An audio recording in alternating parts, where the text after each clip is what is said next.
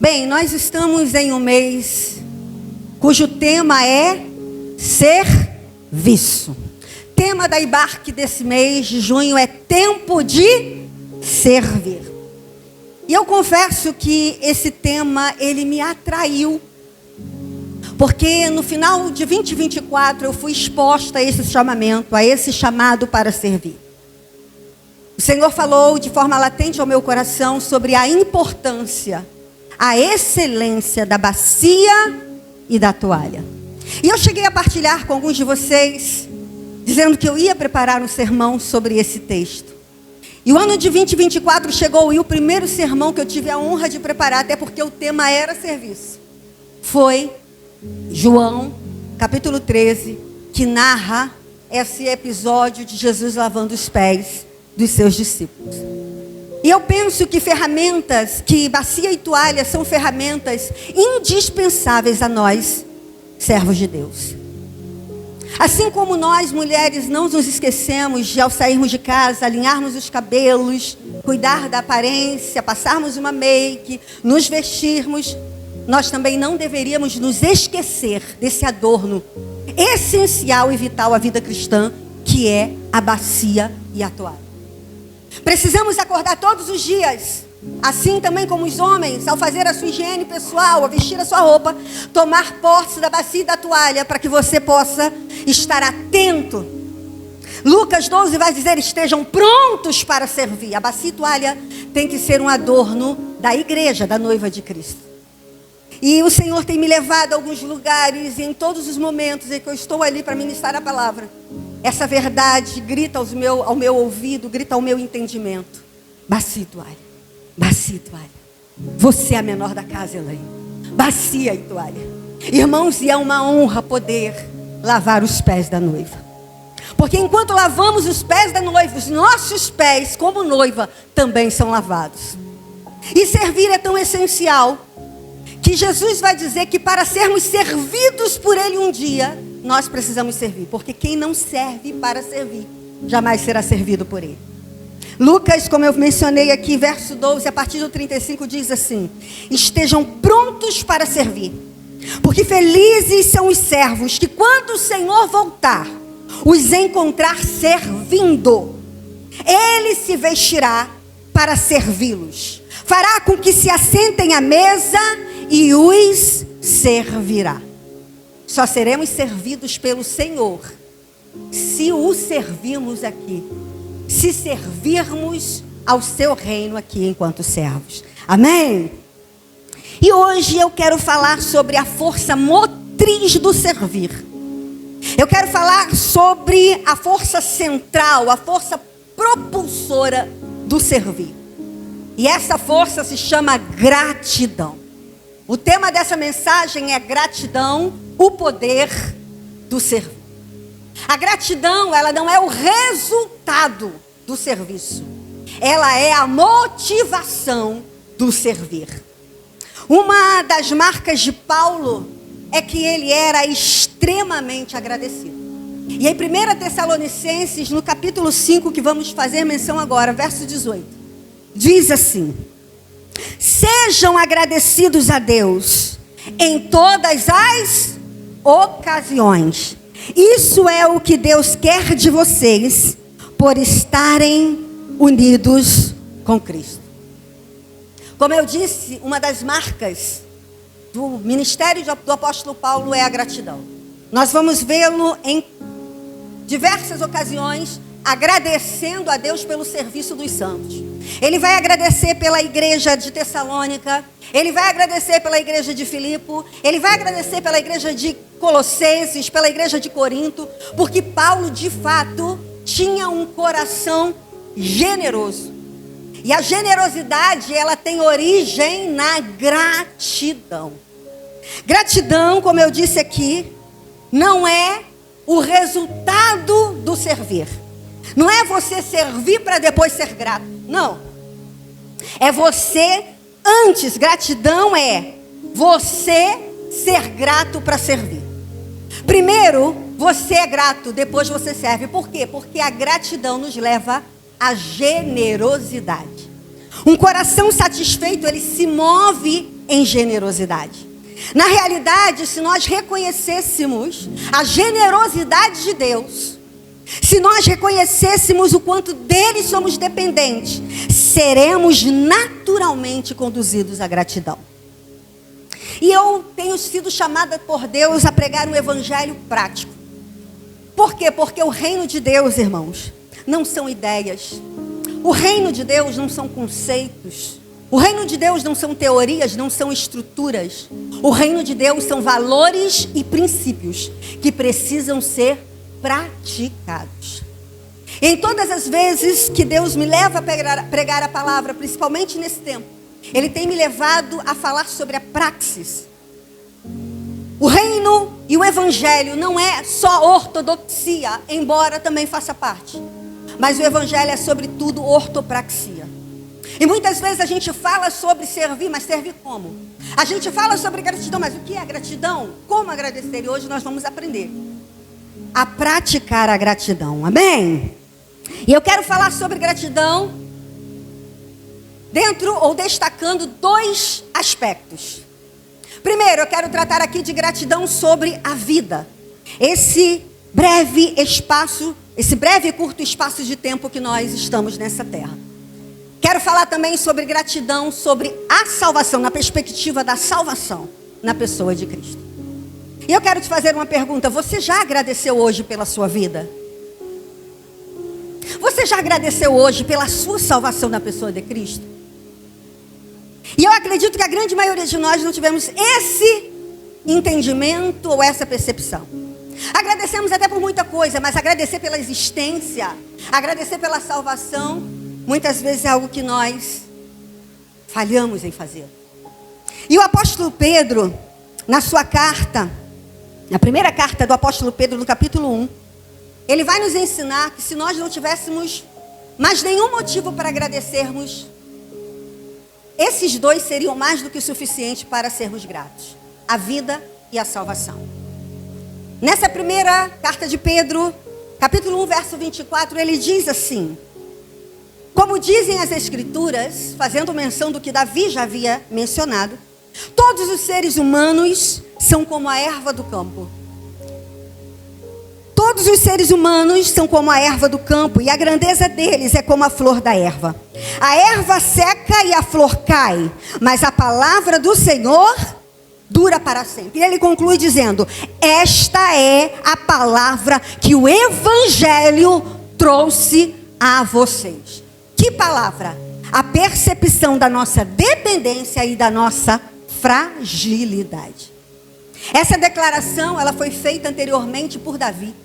Salmo 103, Davi, que ocupava a posição de um governador da realeza, de autoridade. Ele percebe a sua efemeridade. Ele percebe a sua fragilidade. Davi era um guerreiro que havia vencido muitas guerras. Sozinho ele derrotou um dos grandes inimigos de Israel, que foi Golias. Mas Davi, ele percebe o quão frágil, quão débil, quão, dependente, quão inexpressivo ele era. E ele declara que a vida humana é como uma erva, é como uma relva, é como uma grama, que hoje nasce, mas vem o hálito do Senhor, sopra sobre ela, e ninguém sabe onde ela existiu. E essa, de fato, é uma percepção que Pedro depois reverbera, que Pedro replica, dizendo: as Escrituras diz que nós somos frágeis, que nós somos débeis, que nós somos passageiros, que nós somos transitórios. E a gratidão, ela deveria ser a força motriz de todos nós. Deveria ser a força central, o sentimento, a virtude central e primordial de todo ser humano. Porque se nós soubéssemos, e fato é que nós desconhecemos o poder da gratidão, se nós soubéssemos a força que a gratidão tem, nós viveríamos gratos. Até por uma questão de malandragem, seríamos mais gratos.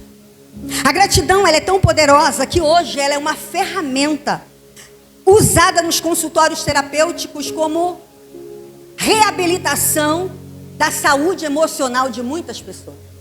A OMS, Órgão Mundial de Saúde, eu já falei aqui, vou repetir.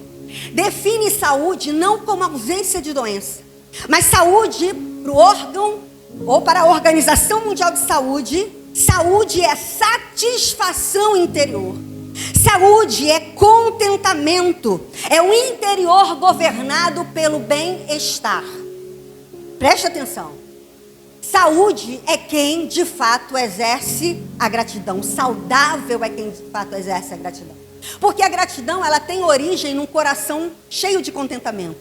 Ela tem origem em um coração cheio de satisfação. E esse versículo que ora lemos, ele trata acerca da fragilidade, da brevidade da vida humana. O quanto somos passageiros, o quanto somos falíveis, o quanto somos finitos. E o Salmo 103, Davi vai usar essa expressão de erva, grama, porque ele quer destacar aqui a fragilidade dessas plantas. A erva é uma planta rasteira, com estrutura mole, que não dura mais do que um ano. Todos os anos após a sua frutificação, a erva morre. E Davi está mostrando para nós quanto nós também somos passageiros. Na realidade, nós somos o fator variável do tempo. Na realidade, nós somos o parâmetro do tempo. Nós passamos. Nós estamos indo. Já pararam para perceber que a palavra vida é uma palavra pequena, composta por apenas 4 letras, mas ela tem um significado gigantesco. Se pegarmos a palavra vida e tirarmos o V, nós teremos a palavra ida. E a vida é uma ida. E a pergunta é: o que você está fazendo enquanto você está indo? Existe uma expressão popular que remete muito a essa realidade da nossa transitoriedade, do nosso percurso enquanto estamos nessa vida. Diz o seguinte: nós somos o embrulho que a parteira despacha para o coveiro. E na realidade, uma vez que um homem nasce, ele está sendo levado para a morte. Nasceu, você está caminhando para a morte. E se nós tivéssemos essa consciência do quão breve somos, nós seríamos muito mais gratos por estarmos aqui nessa terra. Nós valorizaríamos mais a nossa existência. A Bíblia, ela vai se utilizar de inúmeras metáforas para exemplificar a nossa fragilidade. A Bíblia vai dizer que a vida humana é como a sombra, é como um vento, é como uma nuvem, é como um vapor. Ou seja, nós somos inconsistentes. Por mais que você pense ser importante, você é inexpressível. Você é inconsistente. A Bíblia vai se utilizar da seguinte metáfora para mostrar a nossa, fugacidade. Nós somos como um navio veloz, nós somos como um ponto ligeiro. Nós passamos e passamos muito depressa. Por isso a gratidão pela existência se faz tão necessária, porque nós estamos sempre a alguns minutos da eternidade. O homem natural, ele é egocêntrico, ele é vaidoso, ele é cheio de si. O homem natural não consegue perceber o quão frágil ele é. Por exemplo, nós temos na psicologia a pirâmide de Maslow. Maslow é um professor, pesquisador, que estabeleceu em uma pirâmide todas as necessidades primárias, básicas e fisiológicas do ser humano. E logo no primeiro estágio dessa pirâmide, ele coloca lá o que é uma necessidade básica para que o ser humano se desenvolva plenamente. Ele coloca lá respiração e alimentação. Essas são as primeiras, mas só por essas duas a gente tem uma dimensão do quão pequenos somos diante da grandeza de Deus.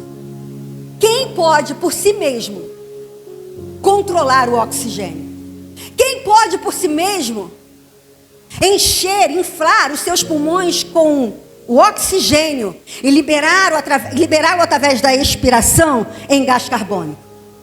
Nenhum de nós podemos controlar. Nós vimos aí na pandemia e tivemos um grande aprendizado. Que pessoas com muito dinheiro tentaram comprar oxigênio e manter-se respirando. E no final, gastaram todos os seus recursos, ou grande parte deles, e não conseguiram sobreviver. Porque ninguém pode controlar aquilo que só Deus pode nos dar. A alimentação, você pode até pensar, não, mas eu trabalho. Quem me sustenta é a força do meu braço. Mas se a terra não produzir o fruto, você pode ter salário e ainda assim morrer de fome. Nós somos completamente dependentes de Deus. E Davi, no Salmo 139, no verso 14, ele vai dizer que nós somos realmente vulneráveis. Ele vai iniciar dizendo assim, olha, graças te dou. Olha o que é ser grato pela vida. Graças te dou, visto que por um modo assombrosamente maravilhoso me formastes. As tuas obras são admiráveis e a minha alma o sabe muito bem. Verso 16, ele diz, os teus olhos viram o meu corpo ainda na forma embrionária, e no teu livro todos os meus dias foram escritos, quando nenhum deles ainda existia. Essa é a grandeza do Deus que rege a nossa existência nessa vida. Por isso deveríamos e devemos agradecer por nossa existência. Reconhecer que a vida é um cargo de confiança. Reconhecer que a vida é uma atribuição temporária.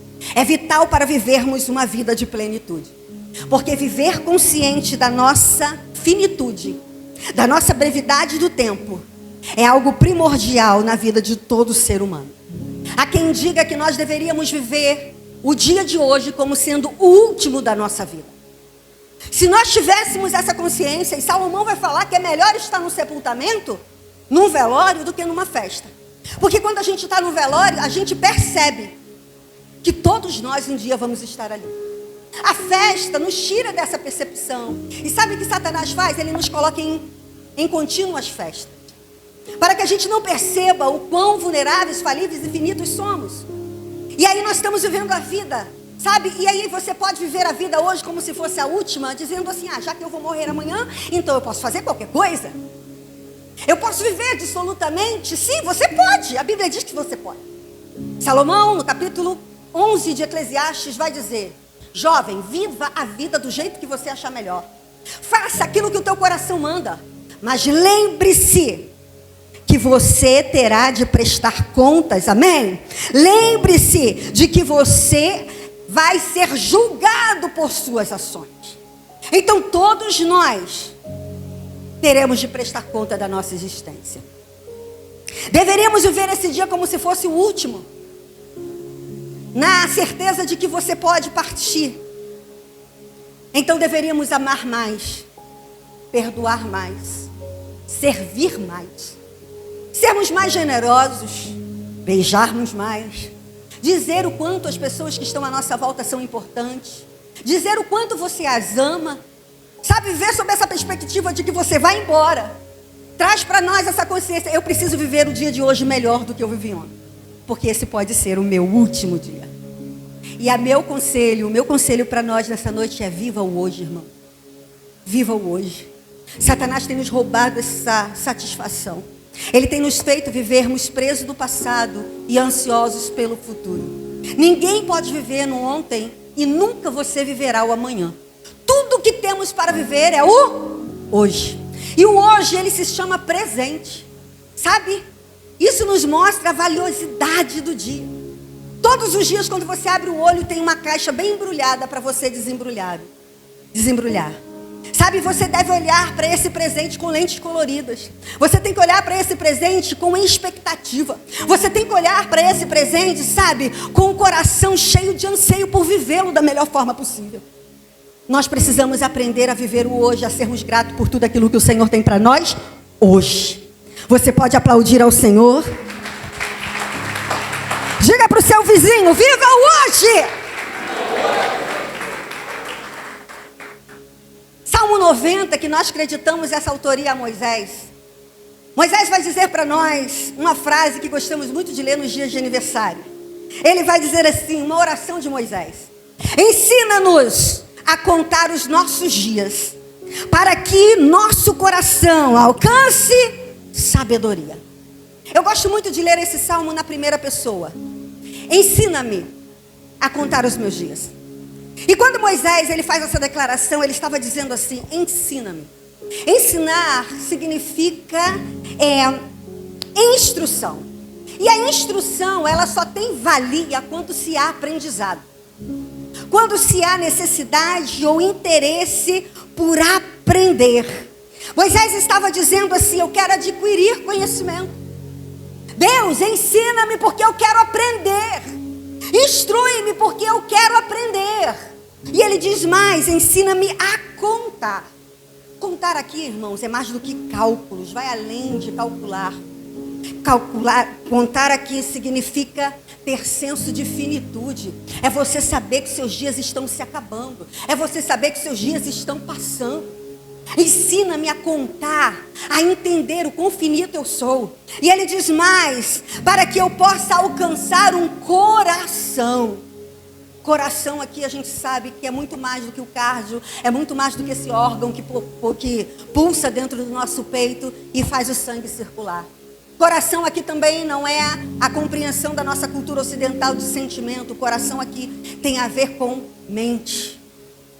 Olha o que Moisés estava dizendo: eu quero adquirir conhecimento para entender que os meus dias estão se acabando e trazer para minha mente sabedoria. Sabedoria significa habilidades. Habilidades para a guerra, habilidades para administrar, prudência e ética.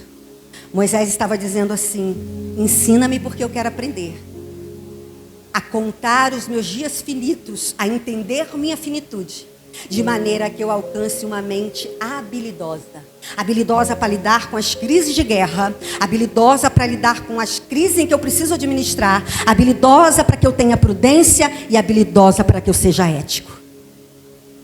Moisés, em outras palavras, ele estava dizendo assim: ensina-me a viver a vida bios, de forma que eu alcance a vida zoe. Porque existem dois tipos de vida, e quando Moisés faz essa oração, só para poder fazer vocês pensarem, Moisés não era um menino inexperiente. Moisés era um ancião de aproximadamente 90 anos de idade. E ainda assim ele queria alcançar um coração cheio de habilidades. Eu e você temos muito menos que 90. Será que nós temos orado todos os dias para que o Senhor nos dê, nos ensine, nos instrua, porque nós queremos aprender, a entender que nós somos finitos, a darmos uma mente cheia de habilidades? Pois é, devemos aprender com Moisés. Porque existem dois tipos de vida. Existe a vida bios, que começa com o nosso nascimento e termina na nossa morte. Mas existe uma vida que transcende, que é a vida zoe. E Moisés estava dizendo ao Senhor: eu quero viver essa vida que transcende. Eu quero viver essa vida além, sabe, dos limites. Uma vida extraordinária, uma vida além da conta. Eu quero viver uma vida plena. E viver a vida plena só é possível na pessoa de Cristo Jesus, amém? Mas entenda uma coisa: nós temos um ladrão de vida. Eu gosto muito, e quando você descobre essa verdade na palavra, você não cessa de falar. E em quase todas as minhas mensagens e sermões, eu sempre cito esse texto.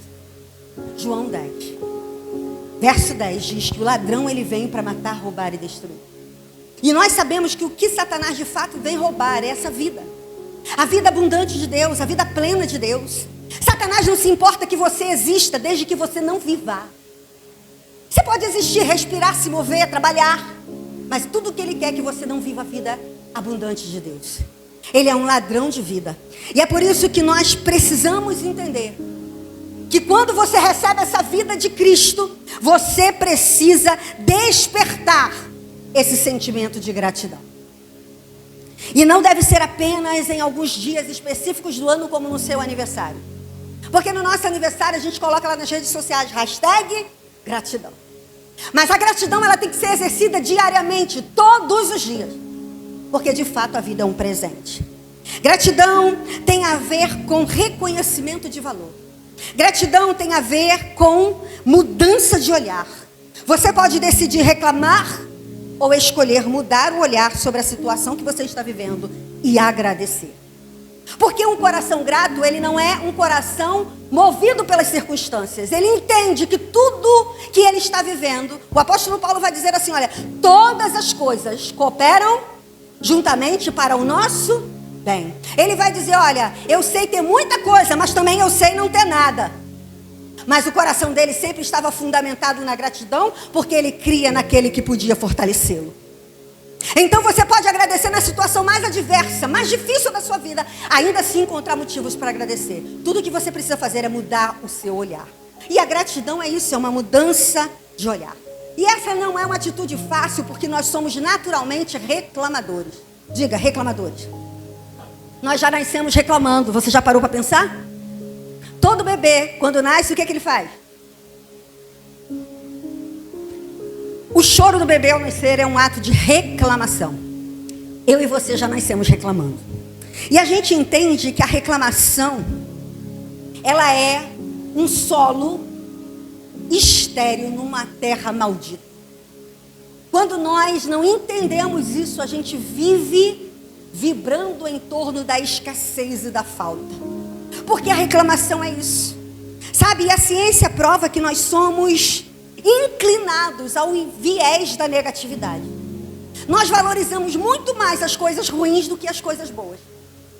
Por exemplo, se a gente, falar aqui sobre ganhar algum dinheiro, nós ficaríamos muito felizes.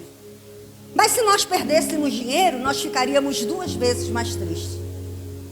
Sabe, nós temos um péssimo hábito de termos um dia todo bom. Você acordou com saúde, você tomou o café da manhã, você teve no meio dos seus, entes queridos, você teve saúde para ir trabalhar e no trabalho você se aborrece.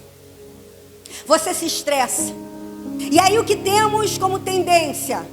O meu dia foi horrível. O meu dia foi péssimo. Se aborreceu no trânsito, você chega em casa com esse relatório. O meu dia foi péssimo. Foi pontual. Foi algo que aconteceu em um momento, mas ali você percebe o peso desse viés. A gente valoriza muito mais aquilo do que tudo de bom que aconteceu.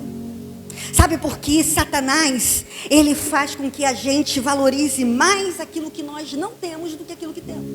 Essa é a ênfase da serpente, irmão. A ênfase da serpente é fazer você olhar para aquilo que você não tem. É por isso que a gente reclama de tudo. É por isso que lá em Gênesis, a Bíblia vai falar que Satanás, a serpente, seduziu Eva a olhar para aquilo que ela não tinha.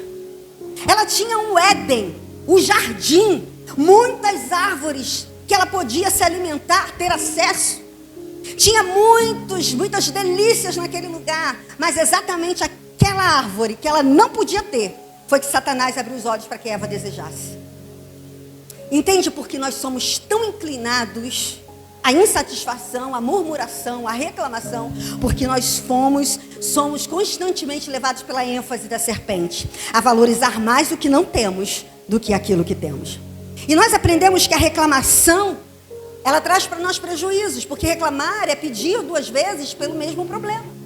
Se você reclama, da sua qualidade de vida, você está pedindo 2 vezes por aquela mesma situação. Se você reclama do seu casamento, 2 vezes por aquela mesma situação. A gente aprendeu aqui que reclamar é composto por 2 radicais.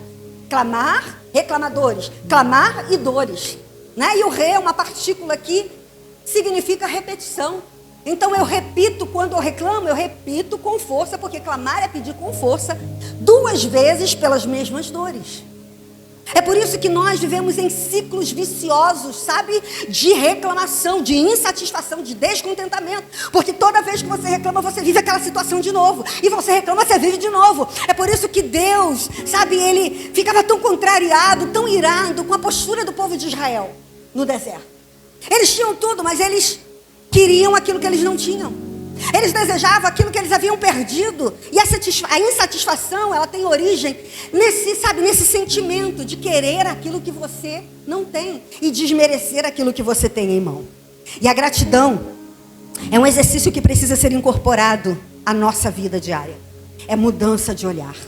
Você pode reclamar, como eu digo isso aqui, pelas louças sujas da pia. Ou você pode agradecer porque teve comida para sujar aquelas. Você pode reclamar porque está desempregado. Ou agradecer porque você teve o alimento para comer. Você pode reclamar pelo seu casamento que não está tão bem, mas agradecer pelo fato de você ter uma família. Você pode reclamar dos pais que você acha que são, inconvenientes, chatos, não é verdade? E brigões. Pois é, mas você pode agradecer porque você tem pai e tem mãe. A gente sempre pode mudar o olhar sobre as perspectivas daquilo que nós estamos vivendo. E isso significa gratidão. A gratidão é uma força espiritual que carrega em si o poder de mudar atmosferas e de alterar circunstâncias. Em Mateus, no capítulo 25, Jesus vai nos direcionar com a seguinte palavra: quem é fiel no pouco, eu o colocarei sobre o muito. Quando nós somos fiéis com aquilo que nós temos em mãos, quando somos gratos, quando somos cuidadosos com aquilo que temos, o Senhor nos vê em condições de ter coisas melhores. Então seja grato pela família que você tem, ainda que ela não seja perfeita. Seja grata pelos pais que você tem, ainda que não sejam perfeitos. Seja grata pelo corpo que você tem, ainda que não tenha ou não esteja nos seus padrões de exigência. Nós ouvimos aqui uma canção acerca disso. O corpo é maior do que o alimento, irmãos. A roupa é maior do que a vida é maior do que as roupas. E nós precisamos pontuar isso. Isso é olhar com o prisma da gratidão. Existe um conceito da psicologia positiva que diz que a vida dá mais do mesmo. Mas trazendo essa frase para um contexto bíblico, Gálatas 6:7 diz que tudo que o homem semear, ele colherá. Então seja criterioso com o que você está fazendo na sua existência. A vida, eu ouvi essa expressão e eu achei o máximo. A vida é igual um restaurante, ninguém sai sem pagar a conta. O que você semeia aqui, você vai colher. Se você semeia gratidão, é gratidão que você colhe. Se você semeia generosidade, é generosidade que você colhe. Se você semeia, fidelidade, é fidelidade. Lealdade, é lealdade. Agora, semeie também o contrário disso que você vai colher. Porque ninguém sai daqui sem pagar a conta. Então, seja criterioso com aquilo que você tem em mãos. Não semeie qualquer coisa porque você vai colher na vida. Gratidão é reconhecer valor nas coisas mais inusitadas da vida. Jesus, na ocasião da multiplicação dos pães e peixes, uma multidão numerosa para que ele alimentasse. E a gente sabe que tudo que os discípulos conseguiu agariar foram 5 pães e 2 peixinhos. Era uma comida, era um alimento, era uma quantidade ínfima, perto do que Jesus precisava para alimentar aquela multidão. Mas o texto diz que Jesus pegou aquela quantidade pequena de alimento e deu graças ao Pai. De repente você não tem tudo o que você precisa, mas seja grato por aquilo que você já tem. Jesus dá graças, e João ele vai ser mais específico em dizer que esses pães eram pães de cevada. Irmãos, pão de cevada é pão de segunda categoria. Pão de cevada era um pão duro, era um pão de pobre. Os ricos comiam pão do trigo, os pobres comiam pão de cevada. Jesus pega aqueles pães duros, pães de pobres, pães envelhecidos, pães de segunda linha, e ele dá graças ao Senhor. Você consegue entender o poder da gratidão? E a Bíblia vai nos mostrar que a gratidão, ela gera a multiplicação. Se o que você tem é escasso, é pouco, comece a agradecer. É pouco amor, é pouca lealdade, é pouca fidelidade, comece a agradecer. Porque a gratidão, ela gera multiplicação. A gratidão também não é estagnação. Gratidão é você ser satisfeito por aquilo que você tem, mas não significa que você não procure algo melhor. Entende? Significa que enquanto o melhor não chega, você é grato por aquilo que você tem. Isso é ser grato. E agora eu quero concluir essa mensagem falando sobre gratidão na perspectiva da salvação. Sabe, a obra redentora na pessoa de Cristo, ela se apresenta de uma forma paradoxal. Quando olhamos para a obra redentora de Cristo, nós vamos ver o seguinte acontecendo. Jesus, sendo santo, se faz maldito para que através da sua maldição nós fôssemos justificados. Jesus era rico, sendo rico se fez pobre, para que na pobreza dele nós pudéssemos ser enriquecidos. Jesus, o autor da vida, precisa morrer para que na morte dele nós pudéssemos viver. Olha a contrariedade do plano da salvação. A irmã Beth leu aqui sobre Filipenses 2, não é? Que é o hino messiânico, que sendo Deus, não usurpou viver na forma de Deus. Ele abriu mão da sua divindade, ele se tornou humano. Mas o menor dos humanos, ele veio na forma de um servo, na forma de um escravo. Isso é a obra redentora de Cristo. E nós precisamos aprender a agradecer. Sabe por que muitas vezes nós obtivemos a salvação, mas nós temos isso como algo banal, algo que de fato não tem mais peso na nossa vida. Quando aceitamos a Cristo, nós até damos ênfase, nós até agradecemos, mas com o passar dos anos é muito comum a gente começar a levar a salvação como algo banal, algo, sabe, de pouca relevância. Quantas vezes a gente só lembra de agradecer pela salvação no culto de ceia, irmãos? Mas sabe por quê? Porque Satanás, ele não rouba a salvação de ninguém. Ele não tem o poder de fazer. Mas ele pode roubar a alegria da salvação. E muitas vezes nós perdemos o poder de agradecer porque fomos roubados da alegria. Davi no Salmo 51 vai dizer assim, olha: torna a dar-me a alegria da salvação. Ele veio para matar, roubar e destruir. Mas a parte B do versículo diz assim: eu, Jesus, vim para que vocês tenham vida e a tenham em abundância. Não abra mão dessa alegria, não abra mão dessa satisfação, não abra mão da salvação da pessoa de Cristo.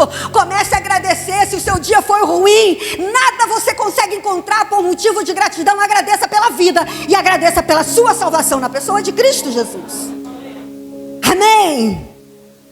Nós precisamos entender que Jesus morreu para que nós pudéssemos viver. E Ele tornou-se escravo para que nós pudéssemos reinar. Então Ele merece que nós sejamos gratos pela salvação. A gratidão tem origem no reconhecimento desse presente. A salvação na pessoa de Cristo. E a vida, ela é um presente. Ela é um cargo de confiança que um dia nós vamos ter que prestar conta diante de Deus. O salmista, ou melhor, Salomão, ele vai dizer que um dia o nosso vaso se quebra. Um dia o nosso fio de prata se rompe e nós tornaremos ao pó. Mas quando chegar esse dia, nós vamos prestar conta do que fizemos aqui, do que e como nós vivemos a vida. A vida, ela é uma atribuição temporária. Deus nos viu em condições de viver e Ele nos presenteou com a vida. Eu quero te encorajar com a seguinte verdade: você não está aqui de forma arbitrária. Você não está aqui como um erro, um erro de percurso. Você não está aqui como um acidente. Muitas vezes nossos pais não nos planejaram. Quantas crianças, quantos de nós nascemos e ouvimos a vida toda: você é a raspa do tacho, você é a tabelinha que furou, você chegou, a gente nem esperava que você chegasse de fato. Às vezes não fomos sonhados, planejados, desejados, mas Deus nos desejou. Deus nos planejou, Deus nos projetou e Ele nos deu um propósito, uma finalidade, um objetivo nessa terra. Mas um dia nós vamos ter que prestar contas. Um dia nós vamos ter que chegar diante dele e entendermos que a vida foi uma atribuição temporária. E a pergunta é: o que nós temos feito com a vida? Como você tem vivido a vida? Como você tem vivido a vida? Eu queria que você fechasse seus olhos. Pode apagar as luzes por alguns momentos. Talvez você que entrou aqui já tenha entregado a sua vida a Cristo. Mas como você tem guardado a sua salvação? João, em Apocalipse, no capítulo 3, ele vai nos advertir da seguinte forma: guarde bem o que você tem, para que ninguém roube de vocês o prêmio da vitória. Sabe, Satanás, muitas vezes, ele até permite que você faça parte do rol de membro, que você tenha um cargo eclesiástico, que você até componha, sabe, na obra de Deus de forma expressiva, exponencial. Mas, às vezes você entrou aqui, você de fato tem perdido a alegria da salvação. Você veio hoje pela força do teu cargo, não pelo encargo. Você veio porque você tinha que servir, você tinha que filmar, você tinha que cuidar do som, você tinha que pregar, ministrar. Mas por que de fato você veio? Você não percebe que muitas vezes é nessas pequenas áreas da nossa vida que Satanás, ele começa a nos roubar? É aqui que nós precisamos ter atenção, porque nós precisamos viver a vida, mas a vida de forma plena. A salvação é um presente que nós não podemos abrir mão. Talvez você entrou aqui e ainda não conhece a Jesus como seu Salvador.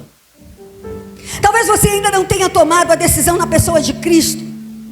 E eu quero dizer para você que quem não tem Jesus não tem nada.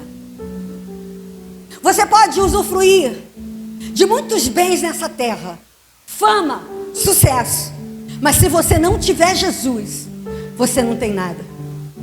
Jesus, em certa ocasião, se encontra com uma mulher junto ao poço de Samaria. E ele diz para aquela mulher: vai lá, busca seu marido. E ela disse: eu não tenho marido. Jesus disse: você disse bem, porque quem não tem Jesus não tem nada. Ela tinha 5, ela tinha tido 4, e agora ela estava no 5º marido, mas assim mesmo ela não tinha nada, porque quem não tem Jesus não tem plenitude na alma. Você pode ter dinheiro, amigos, sucesso, fama, muitos homens, muitas mulheres, prazer nas drogas, prazer nos vícios, na prostituição, mas se você não tiver Jesus, você não tem nada. E Jesus supre aquela necessidade. Jesus enche o coração daquela mulher de contentamento. E agora ela sai pela cidade gritando: venham, venham, eu encontrei o Messias, eu encontrei um homem que revelou a minha vida e mudou a minha história. Venham. E a Bíblia diz que toda uma cidade foi contagiada pelo serviço daquele coração cheio de gratidão, porque a gratidão, ela nos move em generosidade. A gratidão nos leva a falar de Jesus. E hoje o que nós queremos mostrar para você é que Jesus pode mudar a sua existência. Jesus pode mudar a sua vida e te encher de verdadeiro sentido. Porque às vezes a gente só está coexistindo nesse mundo. É um dia de alegria, um dia de tristeza. É um dia de sorriso e uma semana de choro. Mas hoje Jesus quer mudar a sua história. Hoje Ele quer te dar uma vida abundante, uma vida plena, uma vida satisfatória. Uma vida que na dor encontra motivo para sorrir. Uma vida que nas trevas consegue enxergar a luz. Uma vida que no meio do caos consegue encontrar esperança. Porque quem tem a vida de Deus consegue viver a vida além da medida.